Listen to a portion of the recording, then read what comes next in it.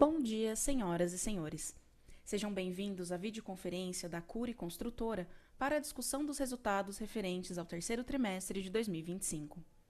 Esta videoconferência está sendo gravada e o replay poderá ser acessado no site da companhia, ri.cury.net. A apresentação também está disponível para download. Informamos que todos os participantes estarão apenas assistindo a videoconferência durante a apresentação e, em seguida, iniciaremos a sessão de perguntas e respostas quando mais instruções serão fornecidas. Antes de prosseguir, aproveito para reforçar que as declarações prospectivas têm como base as crenças e suposições da administração da Cury e as informações atuais disponíveis para a companhia.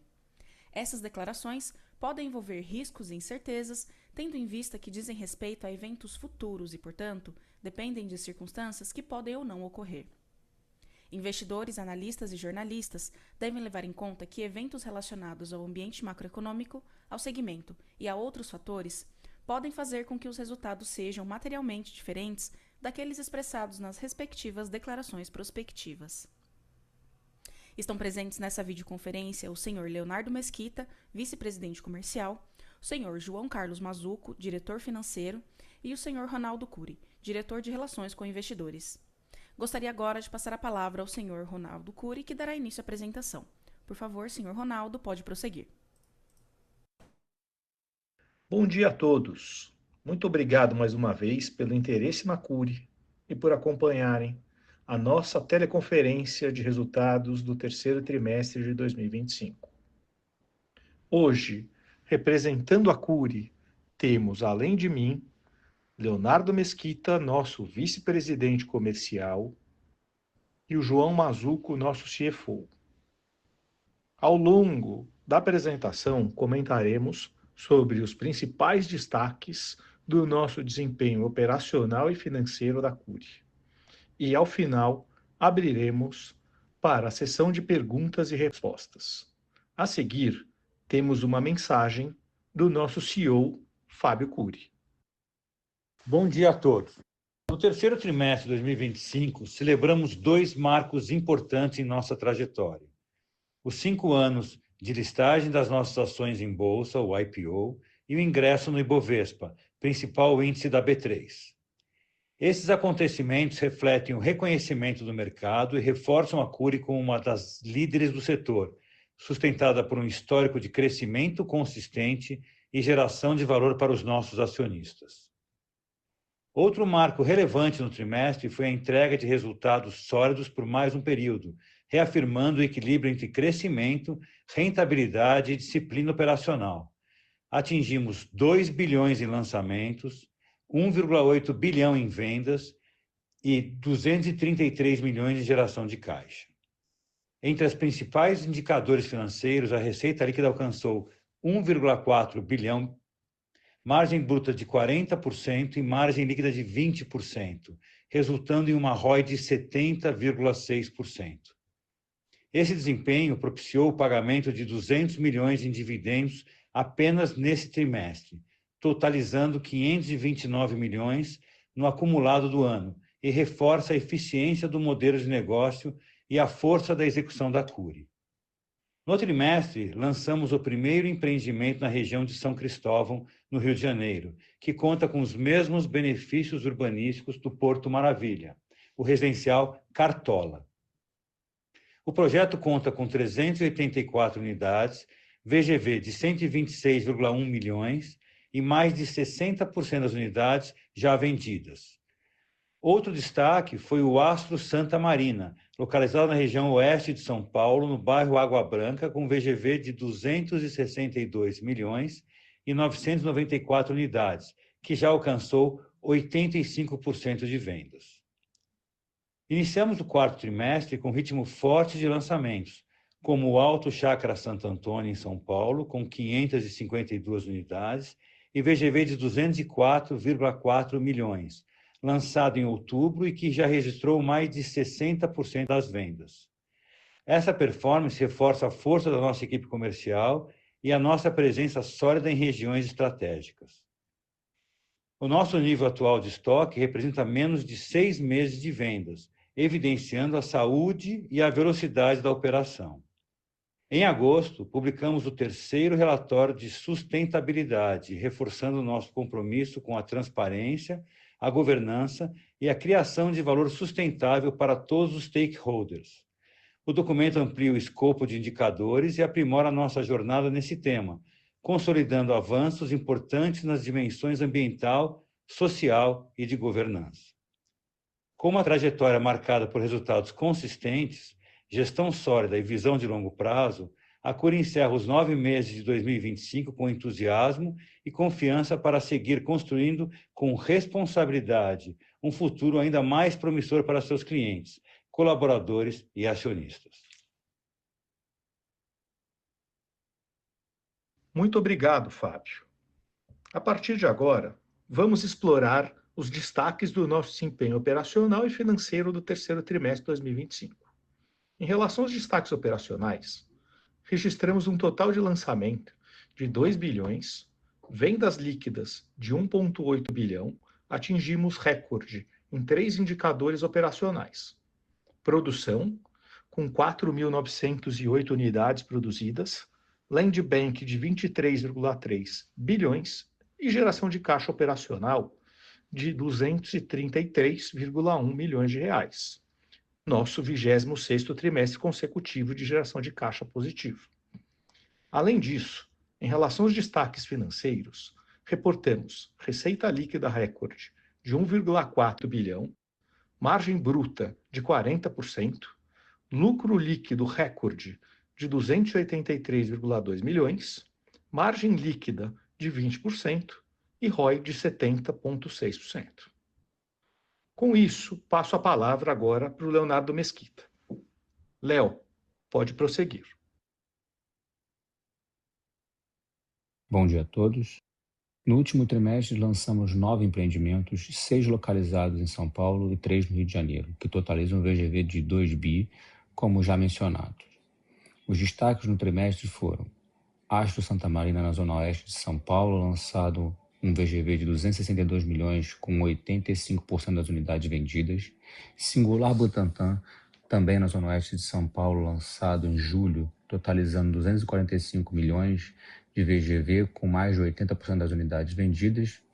E o Residencial Cartola, na região do Porto Maravilha, no Rio de Janeiro, lançado em agosto com VGV de 126 milhões, atingindo mais de 60% das suas unidades vendidas.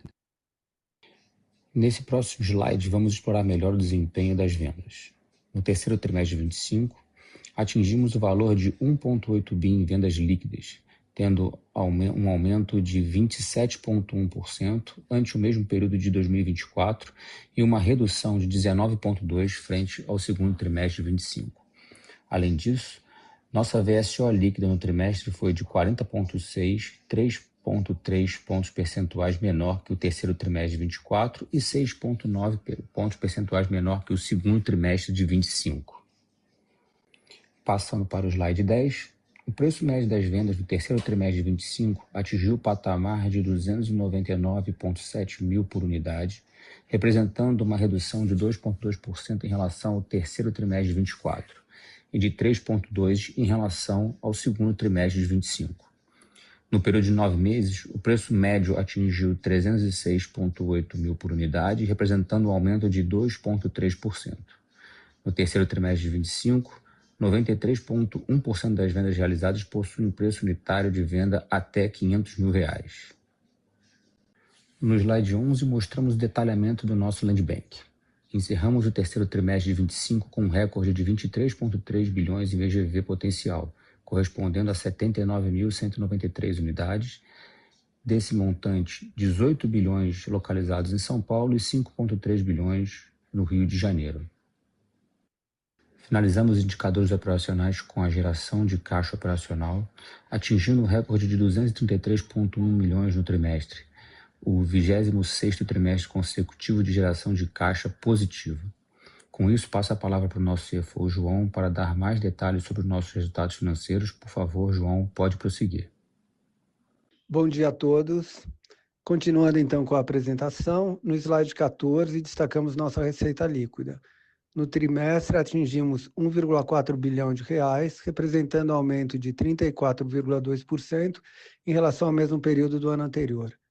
No acumulado dos 9 meses, reconhecemos uma receita de 3,9 bilhões de reais, uma taxa de crescimento de 37,6% em relação ao período equivalente a um ano atrás.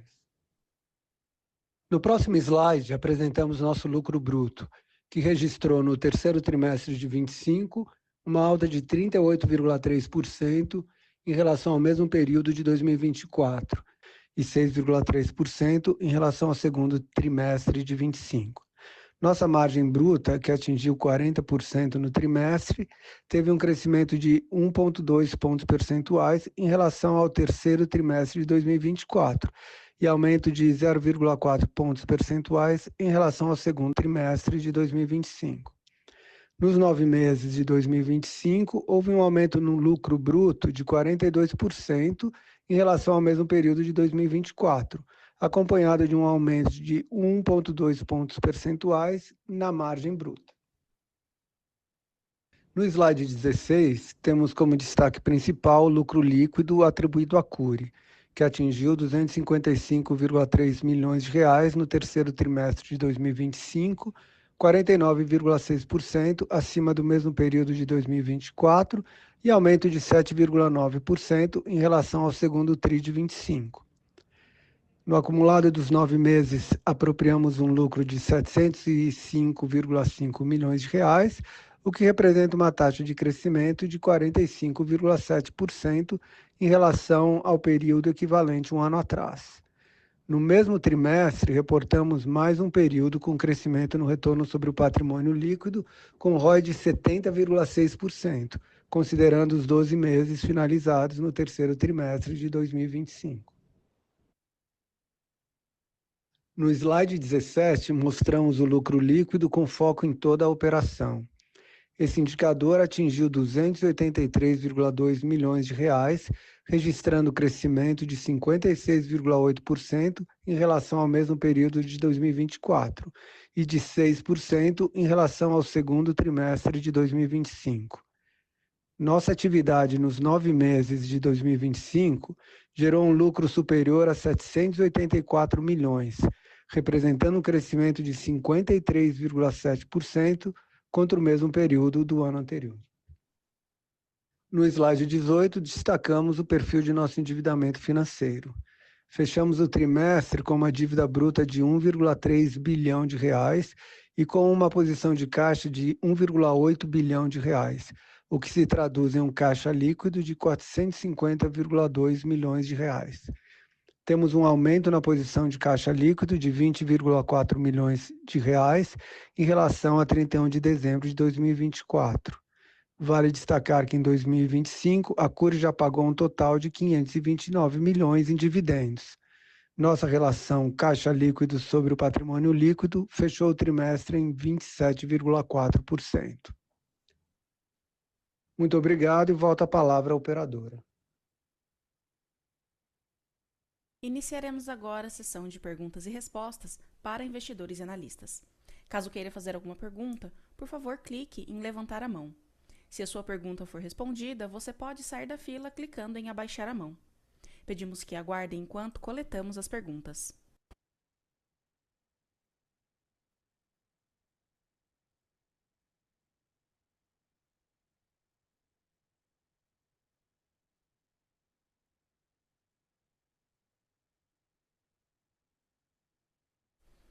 A primeira pergunta vem de Igor Altero, da XP Investimentos. Oi, pessoal. Bom dia. Parabéns pelos resultados. Eu queria pegar um pouco aqui a leitura de vocês, né, sobre as melhorias que foram anunciadas aí do programa na reunião de ontem do Conselho Curador do FGTS. Entender um pouco da leitura de vocês, da como que isso beneficia o mercado e vocês, né, quanto que a Cury está exposta a essa faixa de renda um pouco mais baixa, e com relação a potenciais ajustes, né, nas faixas de renda mais alta, né, isso deve acontecer na visão de vocês um pouco mais para frente, e além disso entender também como é que vocês estão vendo a discussão sobre, né, isenção do IR para renda de até 5 mil, como que isso beneficiaria vocês, né? Entre essas medidas aí, qual delas que acaba beneficiando mais? É um pouco isso do meu lado. Obrigado.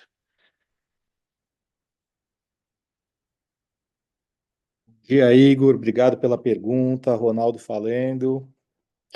Bom, sobre as melhoras aí, o programa Minha Casa Minha Vida, eu acho que a gente tem dito, né, que isso é fundamental para que a gente siga mantendo as nossas margens, né, que os ajustes são muito importantes para que a gente consiga manter o trem no trilho, preservando as margens aí onde elas estão, né? Efetivamente, eu acho que assim, há um mês e meio atrás, 2 meses atrás, tinha uma expectativa de que fosse feito um grande ajuste na reunião de novembro. E esse ajuste não aconteceu. Já no final de outubro, a Abrainc e a CEBIC tiveram lá reuniões com a área técnica do Ministério e eles já tinham dito que iriam fatiar esse pacote de melhorias, né? Porque ontem, inclusive, foi aprovado o orçamento de 160 bilhões aí para o ano que vem, né? Então foi aprovado plurianual e quando tem a discussão do orçamento, fica muita pauta, muita coisa para ser aprovada. E além do orçamento, ontem foi aprovado também um ajuste no teto da faixa 1 e 2, né, de 264 para 275, e um ajuste na renda. Então, aquela família lá que, desculpa, no desconto, né, um ajuste no desconto. Então, aquela família lá que de R$ 4.000 que recebia o desconto, agora as famílias que ganham até 4.700 vão poder receber esse desconto. E o desconto saiu de 500 para R$ 1.500. Né? Para a Cury, se você pegar nos últimos anos aí, a gente, e também nos próximos, olhando para o nosso Land Bank, a gente tem aí de 15% a 20% das nossas vendas para esses caras aí de faixa 1 e faixa 2. Tá? Então, assim, melhora, mas não é um impacto tão relevante, tá, Igor? Já a sua segunda pergunta, isso eu entendo que sim, que isso pode ser um bom é, é, espaço aí para a gente nos próximos anos, porque, né, o governo isentando imposto de renda para famílias que ganham até R$ 5.000, a gente ainda tem um número relevante de clientes que têm renda informal e que decidem não ajustar suas declarações de imposto de renda, e nesse prisma aí a Caixa acaba considerando a renda dessa família como 2.850. Agora, essa família sendo estimulada a, a declarar, né, quanto ganha lá, se ganha 4,5, 5, ela vai ter um affordability melhor. Isso sim é bem relevante. Aí a gente acredita que pode nos ajudar bastante nos próximos anos. Obrigado.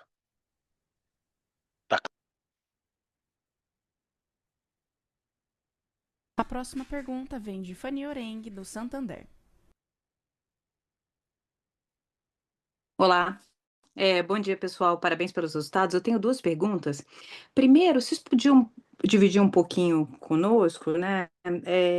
Como vocês veem a tendência de margem bruta para os próximos 12 meses, né? Então, IGPs continuam, né, caindo, assim, desacelerando, né, num pace bastante rápido. Além disso, a REF de vocês, né, continua indicando aí para uma margem reportada que seria mais ou menos de uns 41,5 por aí. E nos últimos 3 trimestres, né, vocês estão mostrando uma recorrência de expansão de margem. Então, queria ver o que vocês acham que a gente pode esperar aí para os próximos 12 meses, né? Eu sei que não é um guidance, mas o que poderia fazer sentido? Então, essa seria a minha primeira pergunta. A segunda pergunta, com relação a despesas administrativas, então, historicamente, no terceiro trimestre, quando vocês marcam o bônus, né?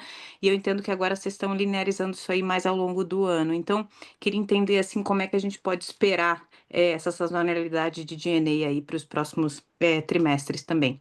Então, seriam essas. Obrigada, viu, pessoal?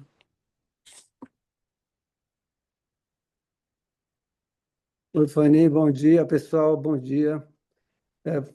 Margem bruta. Realmente a gente vem postando tri a tri um ganho de margem bruta. O que a gente esperaria daqui para frente? Eu diria assim a resposta que a gente sempre tem dado, Fanny, vou continuar insistindo nessa resposta. A manutenção das margens, agora, claro que num patamar um pouquinho maior, né, dado o ganho que a gente obteve acumulado desse ano. Mas gostaria de insistir em que a gente não tem expectativa de crescimento contínuo dessas margens brutas, tá? Dessa margem bruta. Então, vamos ficar nos 40%, e, e até porque, se você olhar num horizonte muito mais longo, a gente ainda tem um INCC, o INCC vem diminuindo, mas essa margem REF, a gente espera que ainda a parte dela seja diluída pela inflação futura, né? Então, insisto aqui naquele range que a gente deu, 39,5% a 40%. Vamos falar em 40 plus minus aí, em vez de falar os 39,5% que a gente falava plus minus, mas a mensagem é expectativa de manutenção dessas margens brutas indo daqui para frente, tá?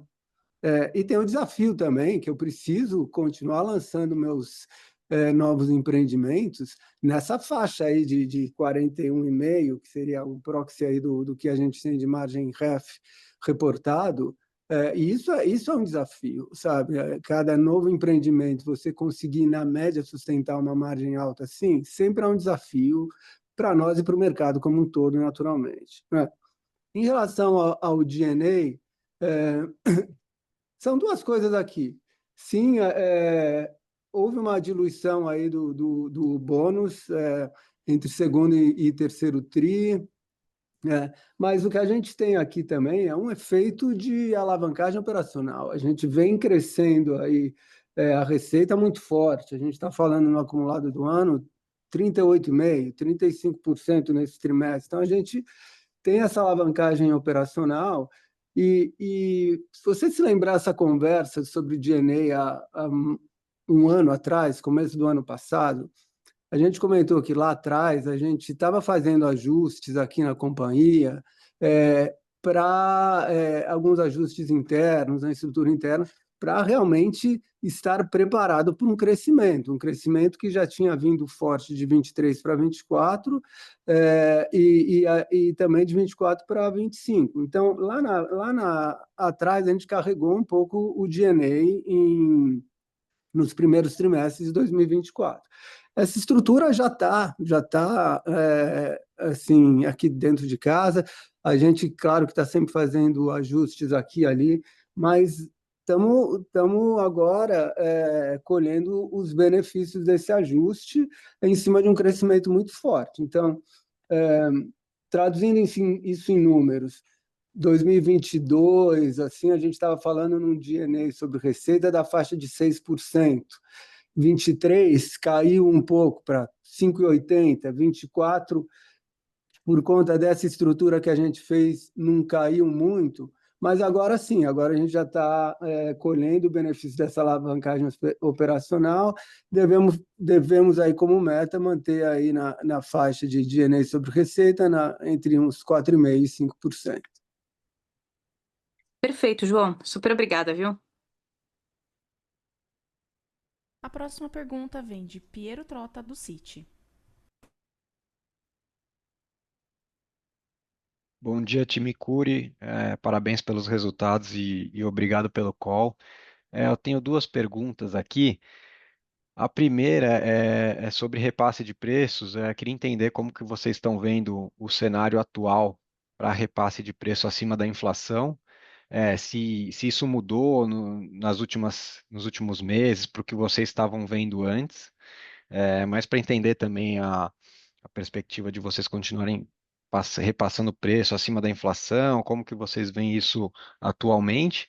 E a segunda pergunta é sobre lançamentos, né? Entendeu como que está o pipeline aí de lançamentos para os próximos trimestres? Quarto tri a gente espera sazonalmente um pouco mais fraco, mas também entender como que vai ser o primeiro tri de 2026. Geralmente a Cury ela tem um primeiro tri muito forte. Queria entender se no pipeline a gente pode esperar isso também para o primeiro tri de 2026. Do meu lado é isso. Obrigado. Bom dia, Piero. É o Léo aqui respondendo essa. Então, com relação ao repasse de preço, eu acho que a Cury, na verdade, já, assim, acho que isso já faz parte da nossa estratégia de negócio.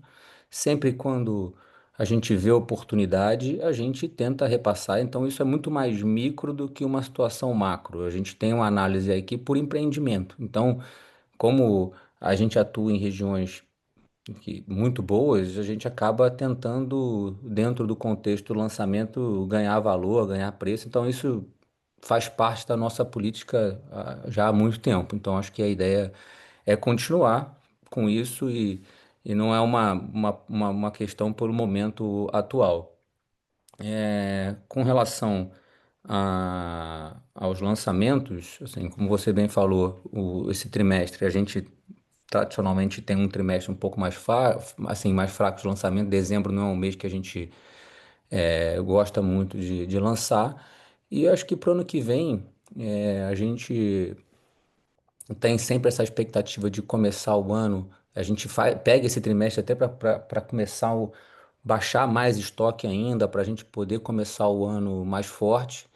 E talvez a gente não tenha essa necessidade de ter um primeiro trimestre tão elevado assim, até porque com essas mudanças no IR a gente ganha até mais tempo durante o ano para poder ir diluindo aí os nossos lançamentos sem aproveitar, sem ter que ter a necessidade também de aproveitar esse início de ano aí de declaração.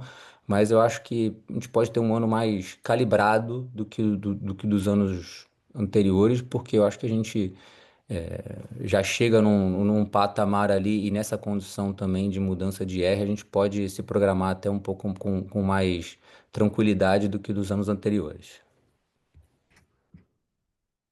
Tá super claro. Muito obrigado. A próxima pergunta vem de Tainan Costa, da UBS.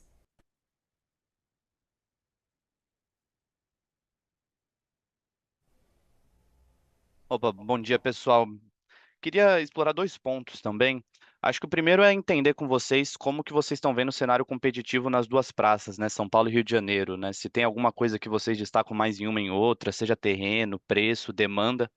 E ainda dentro um pouco mais a fundo, né, no Rio de Janeiro, né? Vocês começaram a atuar em São Cristóvão. Se vocês conseguirem dividir com a gente como é que estão as expectativas do projeto, pipeline para novos lançamentos na região e dentro da região norte, se vocês enxergam espaço para crescer lá, assim como foi no Porto Maravilha. Obrigado, pessoal. Bom dia, Tainan. É, assim, em relação à concorrência Rio e São Paulo, são os dois mercados de maior concorrência, mas também são os dois maiores mercados hoje de demanda e talvez os mercados que hoje, duas cidades que hoje estão uma política de habitação e interesse social muito voltada para reocupação de áreas de infraestrutura. Eu acho que isso tem sido um grande motor para a economia dessas duas cidades e também para a habitação de interesse social, porque consegue conjugar essa necessidade de habitação com oferecer imóveis em lugares de muito boa infraestrutura. Então, eu acho que, mesmo tendo uma concorrência grande, eu acho que pela disponibilidade de lugares com uma grande atração para as pessoas, eu acho que isso ainda mantém esses mercados bem saudáveis, mesmo diante de uma concorrência acirrada. Então, acho que isso abre um leque que vai muito além da questão de suprir déficit, é sim de oferecer algo muito melhor do que a pessoa tem hoje. Então, eu acho que isso, mesmo com a concorrência, a gente consegue manter um mercado muito saudável. Com relação ao Rio de Janeiro, em específico São Cristóvão, a gente tem sim expectativa. A gente fez um lançamento na região, a gente inclusive tem um grande lançamento para fazer agora no início do ano na região de São Cristóvão.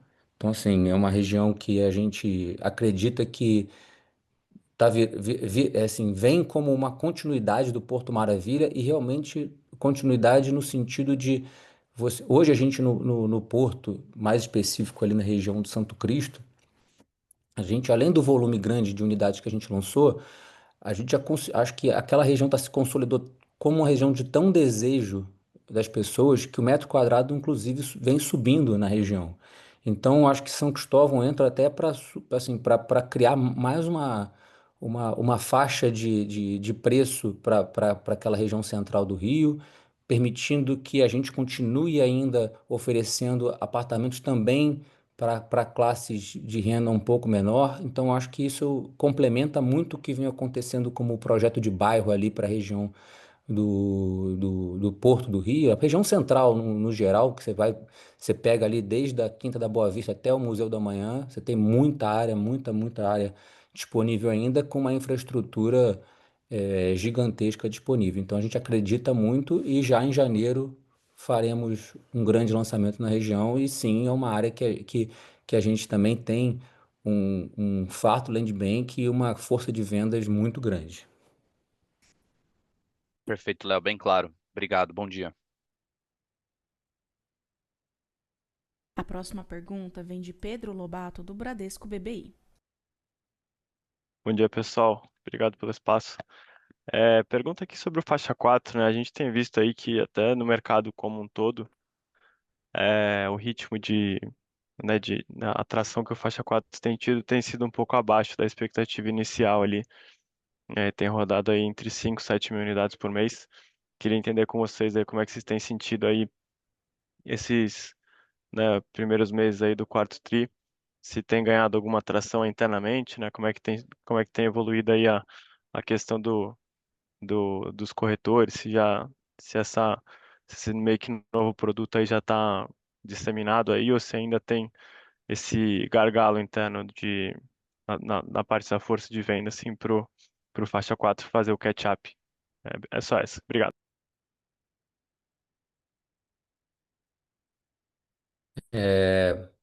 Bom dia, Pedro. Pedro, seguinte, falando da Cury, a Cury sempre teve a característica de vender por associativo, né? Então, a gente, mesmo com a entrada do Faixa 4, e aí você pega o Porto Maravilha e os projetos e as unidades R2V em São Paulo, a gente está sempre buscando esse repasse imediato e sim, o Faixa 4 é muito importante para a nossa operação e tem crescido sim a utilização desse crédito. Mas, o que é um ponto de atenção no Faixa 4 em relação ao mercado, tá? Isso que é importante, talvez, as pessoas entenderem o porquê assim, essa demora em tornar esse volume muito maior. Muitas empresas tinham tradicionalmente no SFH, no que era o SFH, né, o costume de vender fazendo poupança e repassando as chaves. Então, o que acontece hoje? Essas empresas, para utilizar o faixa 4, elas vão utilizar principalmente no momento das chaves. Então, somente as empresas que trabalhavam, mesmo dentro do SFH com associativo, talvez tenham essa política mais forte de utilização no momento da venda. Então, eu acho que isso é, tem sim um período do mercado se adaptar à venda dentro dessa faixa de renda e preço dentro do modelo associativo.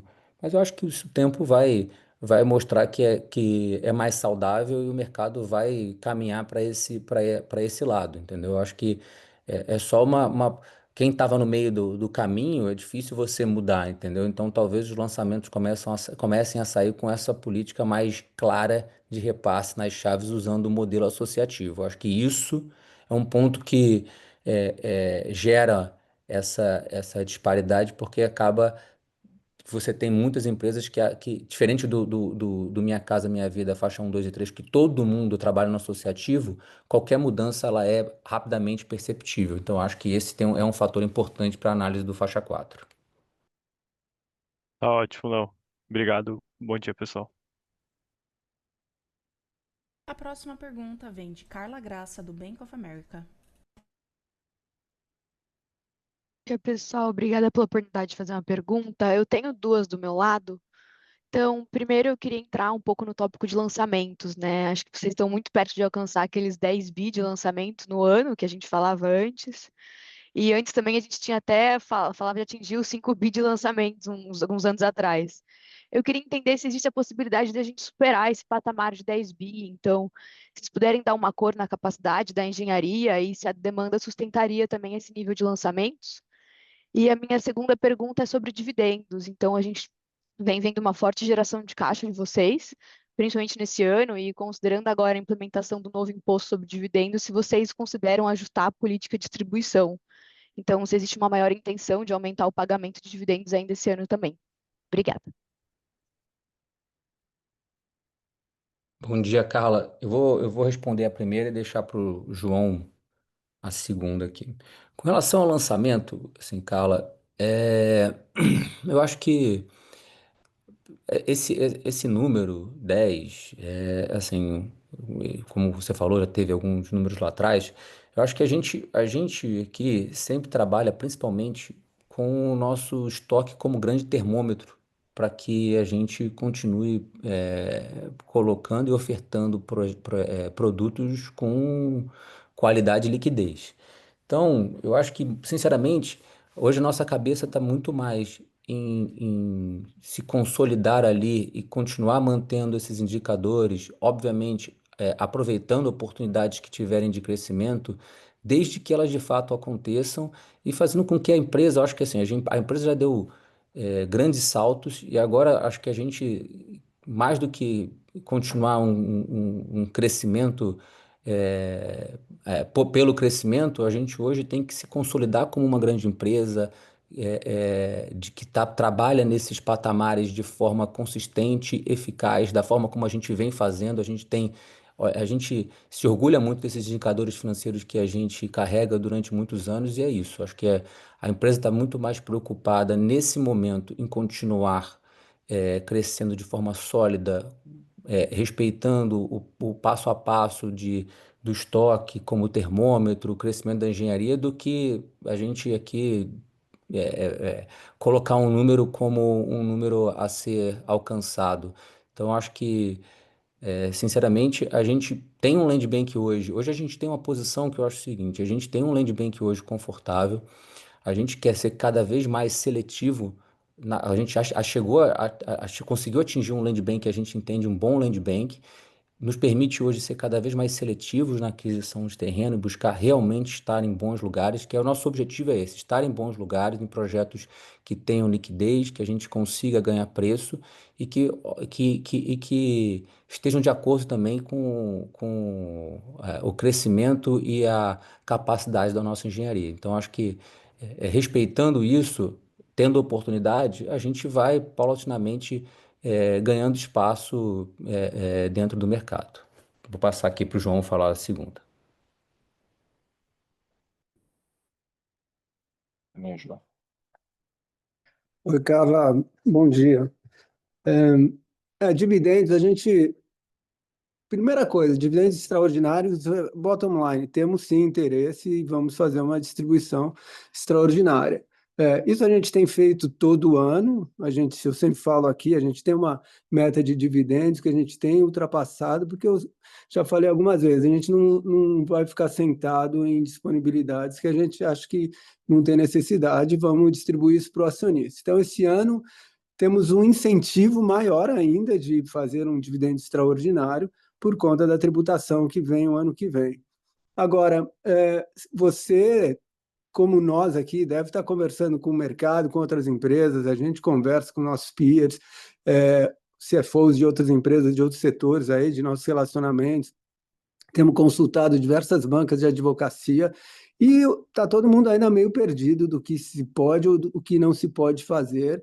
Em particular, você entende o que eu estou falando em relação a esse conflito aí de diferir o pagamento versus o que é estabelecido na lei das SAs. Então, a gente, como eu falei, como o resto do mercado, está esperando se vai vir aí alguma resolução através de uma outra emenda que resolva esse conflito para a gente definir o quanto será a nossa capacidade de distribuir aqui no que resta para o final do ano. O que a gente vai distribuir é dentro da nossa capacidade de balanço. A nossa grande questão aqui é a nossa alavancagem, respeitar os covenants das nossas dívidas corporativas, né? Mas Resumindo, como todos os anos passados, a gente sempre deixa alguma coisinha assim para declarar e distribuir no final do ano. Perfeito, ficou super claro. Muito obrigada. A próxima pergunta vem de Elvis Credendio, do Itaú BBA. Bom dia, pessoal. Dois tópicos aqui do meu lado. Primeiro sobre vendas. Se vocês puderem comentar como que foi o ritmo de vendas aí na abertura do quarto trimestre.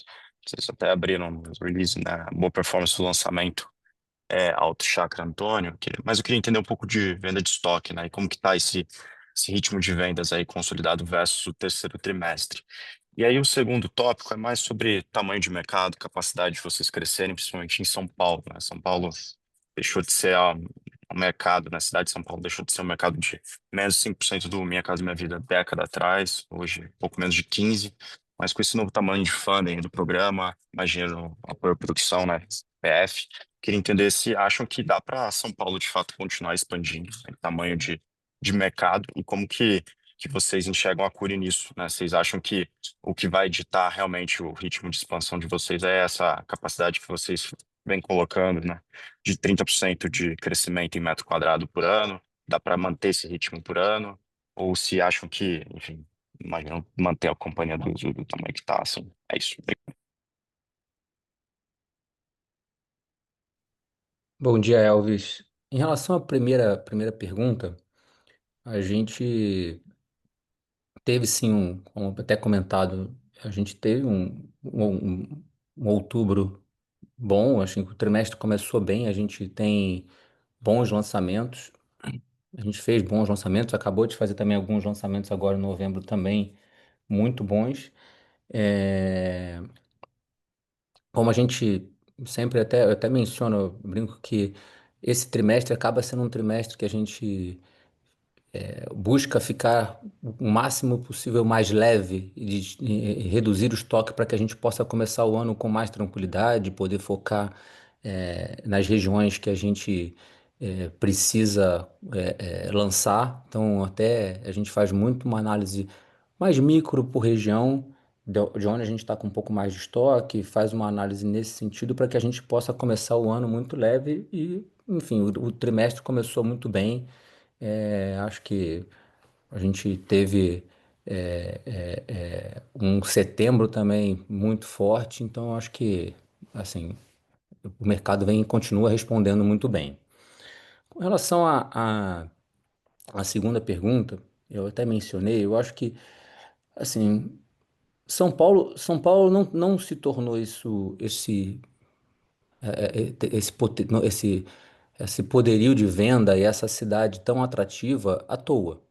Então, esse movimento que vem acontecendo em São Paulo de oferta de imóveis em lugares de muito boa qualidade, assim, é um movimento muito importante e que talvez vocês não estejam tão olhando no detalhe, porque quando, assim, para gente que está no mercado há muito tempo, Elvis, assim, é muito impactante você conseguir hoje oferecer imóveis em lugares muito bons dentro da cidade de São Paulo e para faixas de renda de pessoas que realmente têm muito interesse, e sim, é uma oportunidade muito grande para essas pessoas.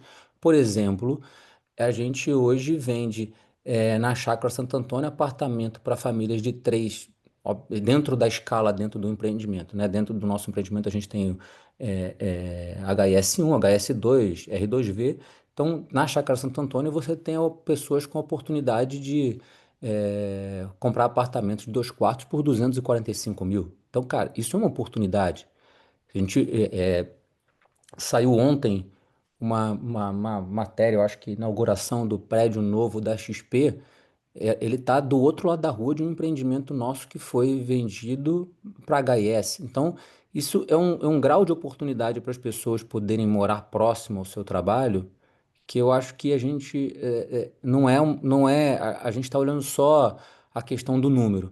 E ao mesmo tempo, existe um movimento também em São Paulo até peculiar, que é quando você pega hoje a legislação de São Paulo frente a todos os demais municípios limítrofes de São Paulo, é impressionante como esses municípios têm legislações completamente ultrapassadas e hoje você construir em qualquer um desses municípios é muito mais caro do que em São Paulo, mesmo o terreno sendo mais caro em São Paulo. Por quê? Porque a legislação é tão atrasada, ela te pede, sei lá, 80% de vaga, tamanho mínimo de unidade gigante. Então, isso faz com que o mercado de São Paulo também se aqueça ainda mais. Então, tem muitos fatores que explicam esse crescimento de São Paulo, então, e a gente acredita que assim, a Cury tudo que eu falei aqui hoje, posicionamento de terreno estratégico, se a gente conseguir bons terrenos na cidade de São Paulo, perto de grandes modais, em bairros de grande infraestrutura, que a gente consiga oferecer eles dentro das rendas que estão disponíveis dentro do programa da cidade de São Paulo, a gente ainda acredita que tem muita coisa que, assim, é muita oportunidade para as pessoas de São Paulo poderem mudar realmente de qualidade de vida. Então, eu citei Chácara Santo Antônio, você tem a Barra Funda como um grande vetor de crescimento, você tem a Moca, imagina toda a Zona Leste de São Paulo tendo capacidade de comprar apartamentos de 230, 250, 280 na Moca. Então, eu acho que isso explica muito mais do que fatores macro e a gente realmente acredita que isso tem um potencial muito grande. E com relação ao tamanho de crescimento da empresa, eu acho que foi o que eu coloquei antes. Eu acho que a gente não tem esse número de, olha, vou crescer X%, tantos por cento. Ele não pode, assim, a gente não faz uma análise somente nisso. A gente, obviamente, hoje chegou num patamar de empresa grande. A nossa engenharia, ela tá, assim, esse ano, a gente já foi um ano que a gente fez um volume de entregas muito grande. Ela tá, a Cury hoje trabalha para ser uma engenharia que a gente já vai lançar aí perto de 8 bi, a gente está montando uma empresa que chegou nesse patamar, quer continuar nesse patamar e se reforçando para poder dar os próximos passos. Eu acho que esse ponto a gente vem ano a ano conseguindo bons crescimentos e acho que a grande questão que a gente, como empresa hoje pensa muito a gente não pode a gente não pode e não vai perder o jogo para a gente. Então a gente cada vez mais vai se estruturar para que todos os passos sejam pensados como foram até agora. Então não existe motivo para a gente é, é, acelerar algo que não deva ser acelerado e no momento errado. É isso. Ótimo, Léo. Obrigado.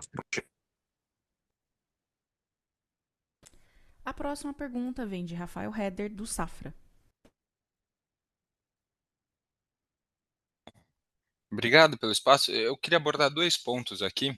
O primeiro, mais na questão do HIS, eu queria entender com vocês o quanto ou se vocês já estão barrando no teto de preço aí, tanto do HS1 como HS2, e se vocês têm ouvido alguma discussão aí com o município de São Paulo de aumento no teto, talvez mais para o ano que vem. E a segunda questão, eu queria abordar um pouco mais o tema de mão de obra, né, que eu sei que já é um desafio e que as empresas do setor vêm falando faz um tempo, mas queria ver com vocês assim, que iniciativas internas dá para fazer para talvez reduzir um pouco essa pressão, seja talvez verticalizar mais operações que hoje vocês contratam com empreiteiros, ou então iniciativas de métodos de construção que daria para reduzir a necessidade de mão de obra no próprio canteiro, entender mais no qualitativo mesmo o que daria para fazer para talvez aliviar um pouco essa pressão. Obrigado.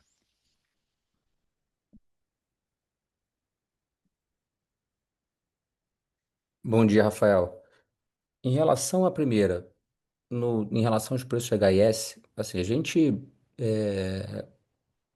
acho que ainda tem fôlego ali dentro dos preços, mas é, São Paulo, o que que acontece?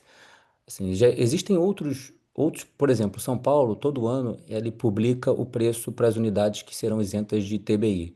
E ele tem uma política anual de reajuste disso. Então, a gente acredita que esses preços seguirão outros parâmetros que já existem em São Paulo que anualmente são reajustados. Então, a gente acredita que terá sempre correção anual, como acontece em com outros parâmetros, e acho que isso vai continuar fazendo com que esse preço, com essa tabela de HIS, se fique saudável. Em relação à mão de obra, assim, a Cury, como eu falei, a nossa engenharia ela está cada vez mais se consolidando como uma grande, uma engenharia de grande porte. Assim, o volume de entregas que a gente teve esse ano foi um volume muito, muito grande. Então, assim, esse ano foi denominado dentro da empresa como o ano da entrega. Então, você vê que a empresa, assim, a logística de você entregar empreendimentos de 800, 1.000 unidades, eu posso dizer que a nossa engenharia sai muito mais madura esse ano, diante de todos os desafios que foram impostos e que ela conseguiu entregar. E o nosso objetivo, obviamente, é fazer com que esse tamanho de empresa e esse crescimento aconteça com menos dor. Então, sim, até estamos estudando outros modelos de construção. Acho que fazer ou não fazer vai ficar a cargo da nossa engenharia, entender qual é o melhor momento, a melhor forma de utilizar, mas ter outras opções também. Acho que isso é importante para a gente, no tamanho que a gente está hoje, a gente pode sim ter opções e escolher dentro do momento certo se vai usar ou não. Então, isso sim é uma coisa que a gente estuda, na verdade, estuda não, está fazendo, trabalhando para que cada vez mais a nossa engenharia tenha opções e que isso se traduz em mais robustez e mais tranquilidade, né? Que a gente consiga operar nesse tamanho e até um pouco maior com mais tranquilidade e com uma estrutura muito mais reforçada. Não, tá ótimo, Léo. Obrigado. Bom dia, pessoal. A próxima pergunta vem de Marcelo Mota, da JP Morgan. Oi, bom dia, pessoal. Uma pergunta do nosso lado aqui, se vocês puderem comentar um pouco sobre o Land Bank ali, entrando na questão da competição, né, do trade-off de aproveitar talvez essas áreas premiums em São Paulo, né, todo esse potencial que a cidade tem, vis-à-vis também ficar às vezes com um balanço mais pesado aí, dado que, né, vocês conseguem adquirir esse terreno, pagar ao longo da venda das unidades. Então, entender um pouco como é que está a cabeça de vocês para essa linha, né? E se conforme a empresa vai crescendo, vocês acham que é um desafio que fica maior ter que trabalhar com um balanço com mais terreno do que anteriormente ou não? Obrigado. Bom dia, Mota. Mota, eu acho que assim, o Land Bank que a gente tem hoje, eu até mencionei, a gente chegou num patamar de Land Bank que a gente considera um bom patamar de Land Bank. Eu acho que, assim, hoje o nosso grande objetivo, mais do que crescer o Land Bank, é qualificar cada vez mais. Então, assim, a gente tem uma política lá, como você sabe, que normalmente, a gente assina contratos e começa pagamentos, normalmente, na sua grande maioria, na aprovação. Então, muitos dos casos a gente ainda tem resolutiva até esse momento. Então, com relação ao tamanho de carregar isso dentro do balanço, eu acho que isso a gente tem, durante todos esses anos, conseguido, mesmo com grandes crescimentos, a gente conseguiu fazer com que isso ficasse de forma a que a gente conseguisse colocar no balanço de uma forma que não impactasse. Então, eu acho que essa não é uma preocupação, o tamanho que a gente tem hoje, mas talvez a nossa maior preocupação hoje é se a gente está no mercado que a gente sabe que é concorrido, se a gente está no mercado que a gente sabe que tem acesso a locais de muito boa qualidade, então a gente entende que a gente tem que sim se posicionar em lugares estrategicamente, assim, com infraestrutura e locais muito bons. Pensa o seguinte. Tudo que eu disse aqui em relação à questão de legislação pegando pelo fato de que os preços na cidade de São Paulo eles estão muito mais atrelados à renda do que à localização, você faz com que localização seja um fator muito importante. né, qualidade de produto seja um fator muito importante. Porque se você hoje oferece no extremo leste e na região, como eu comparei lá, se lá para assim, para São Miguel e para Moca você vai ter preços muito parecidos, então você, assim, isso cria uma dinâmica para a cidade que faz com que sua localização e seu produto tenham sim um diferencial nesse momento. Então eu acho que a nossa preocupação é muito essa, oferecer produtos em localizações estratégicas e produtos de qualidade como a gente vem colocando nos últimos anos. Então essa é a nossa grande preocupação hoje de Land Bank, manter a nossa política de aquisição, isso é inegociável, e também fazer, já que a gente chegou num volume que a gente entende como interessante, ter uma reposição mais pensada e mais qualificada. Super claro. Obrigado, Lá. A sessão de perguntas e respostas está encerrada. Encerramos a videoconferência da Cury Construtora. Agradecemos a participação de todos e tenham um bom dia.